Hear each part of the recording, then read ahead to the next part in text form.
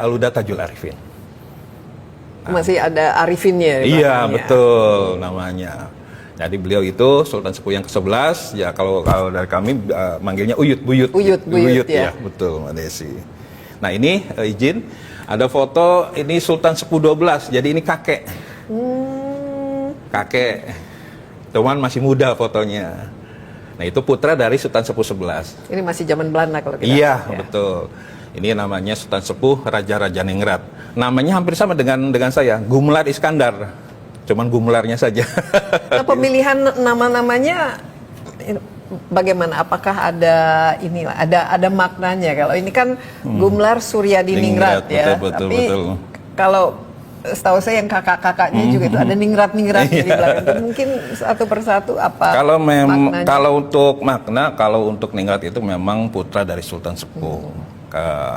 Kalau perempuan itu Ratu Raja, kalau masih laki-laki sebelum menikah itu Elang Raja. Elang Raja. Nah kalau setelah menikah Elang Raja itu atau laki-laki itu dikasih anugerah lagi gelar Pangeran Raja, begitu. Cuman memang khusus dari silsilah Sultan Sepuh, Mbak Desi, begitu. Kita sudah masuk ke bagian Bangsal Prabayaksa dan Bangsal Panembahan.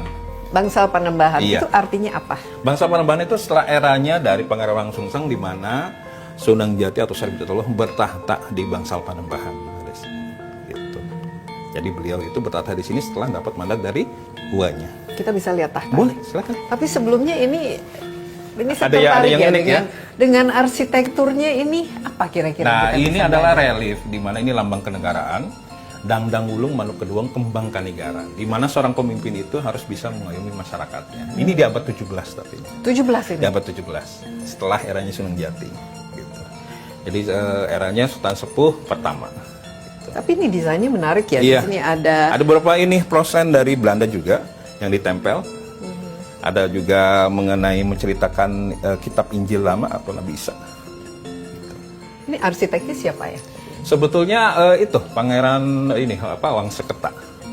Jadi adik dari Sultan Sepuh pertama. Kalau kita lihat ini seperti perpaduan dari berbagai betul, ragam ada satu dari Tiongkok. Budaya ya. Betul. Iya. Salah satu istri dari Sunan Jati itu dari Tiongkok, Mbak Desi.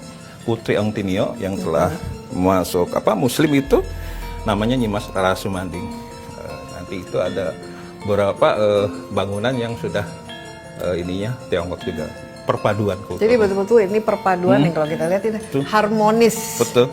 Ya di sini ada budaya Jawa, ada Eropanya tentu saja juga. Karena kita kan ya beratus tahun ya dijajah oleh Belanda dan juga ada pengaruh Tiongkok. Ya, tapi ini secara keseluruhan ini bangunannya dari kayu ini sampai sekarang masih asli. Masih asli. Paling kokoh. atap genteng aja yang sudah diganti. Begitu. Kita lihat ini tahtanya tadi ya. Iya, tahtanya itu di sini. Nah itu di tengah di kursi Gilang Gading Kencana. Kita nggak boleh naik ke atas ya. Sebetulnya tidak boleh. Kalau misalnya ini boleh nanti sambil ini. Tapi kita mungkin lepas. Lepas ya. Mungkin bisa cerita sedikit mengenai kira-kira ya digunakan untuk apa saja, ketemu dengan siapa-siapa saja. Kalau beliau bertahta di sini memang untuk tempat tinggal juga, tapi beliau bertahta di sini setelah dapat mandat dari uangnya.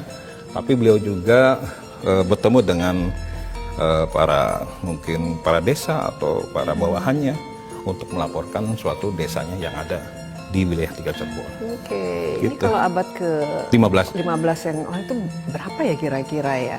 Jumlah populasi yang ada di sini, dan kira-kira masalah apa saja atau pertanyaan apa saja yang disampaikan ke Sunan Jati kepada Sunan Gunung paling Jati. Mungkin ya mengenai agama dan mungkin mengenai perkembangan desanya, karena kan itu kan pemekaran lah kalau dulu kan, karena dulu kan masih belum banyak masyarakat populasinya, jadi mungkin melaporkan mengenai kondisi masyarakat yang ada di pesisir utara ini.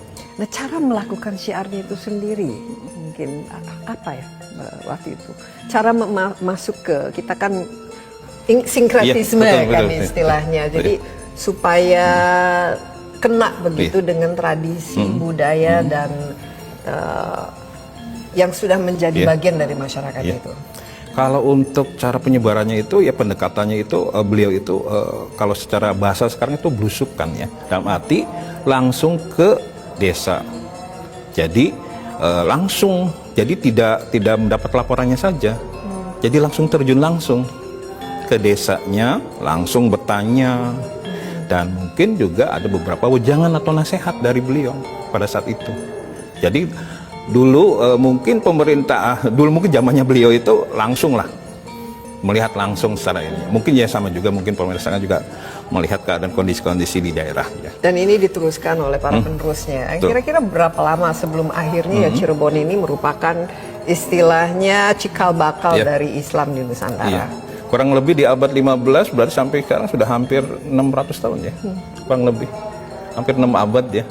Untuk perjalanan proses dari sebelum peradaban Islam dan udah Islam masuk di abad 14, 15 diteruskan dengan para wali yang pernah kumpul di Cirebon, ya kurang lebih hampir 6 abad.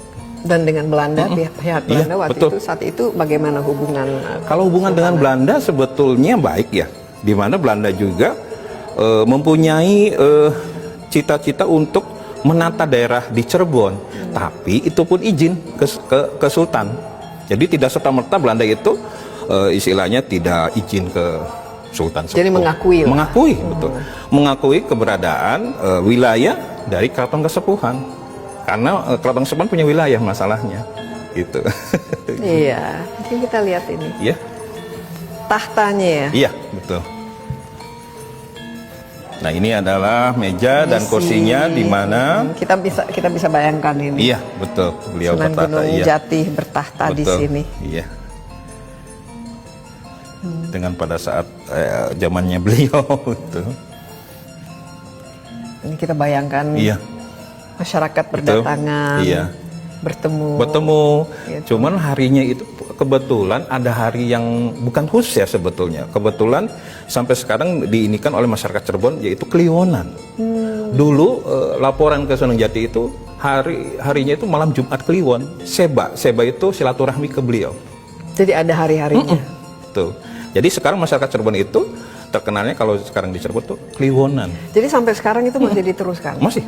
Ini masih digunakan nggak sekarang? Kalau ini sudah tidak.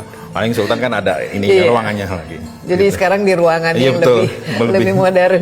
Ini juga kelihatannya kursinya juga istilahnya harus dijaga ya, dilestarikan. Betul. Tapi kalau di sini paling dipergunakannya untuk acara tradisi yaitu peringatan Maulid Nabi di sini. Acaranya di sini. Jadi sampai sekarang ini acara-acara yang memang setiap tahun yang khusus tapi di keraton ini apa saja? Maulid Nabi, apalagi? Yang paling peringatan hari-hari besar mungkin ini aja Sawalan setelah Idul Fitri, Grebek Sawal yaitu ziarah ke makamnya beliau. Itu paling itu acara-acara itu.